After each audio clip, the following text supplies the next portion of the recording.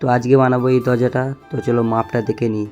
তো এইটা হচ্ছে দরজার মাপ। তো চলো লেগে যায় কাজে। তো ফ্রেম কাটতে লেগে গিয়েছি। তো ফ্রেমটা বানানো হয়ে গেছে, এবার বানাতে হবে পাল্লাটা। সেই জন্য পাল্লার মাল কাটতেও লেগে গিয়েছি। তো চলো ফাইনালি পাল্লাটাও বানানো রেডি হয়ে গিয়েছে, এবার যেতে হবে কাজে। তো তার আগে কিছু খাওয়া দাওয়া করে নিয়ে টোটো ফোন করেছিলাম, টোটো চলে এসছে। টোটোতে মালটা চাপিয়ে নেওয়ার পর বেরিয়ে পড়লাম কাজের উদ্দেশ্যে। তো আজকে যাবো রানীবাজার কাজে। তো চলো যাওয়া যাক কাজের সাইডে। তো এইটা হচ্ছে নতুনহাট ব্রিজ।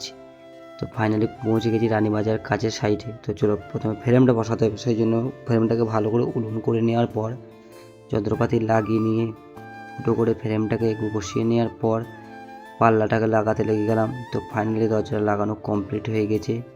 তো তোমরা কমেন্ট করে জানাবে কেমন হয়েছে। তো আমিও যন্ত্রপাতি গুছিয়ে নিয়েছি, এবার যাব দোকান। তো চলো আমিও দোকান চলে যাই আর তোমরা রাস্তার ভিউটা নাও। তো এখানেই মিনি ব্লগটা শেষ করলাম। Tata, bye bye.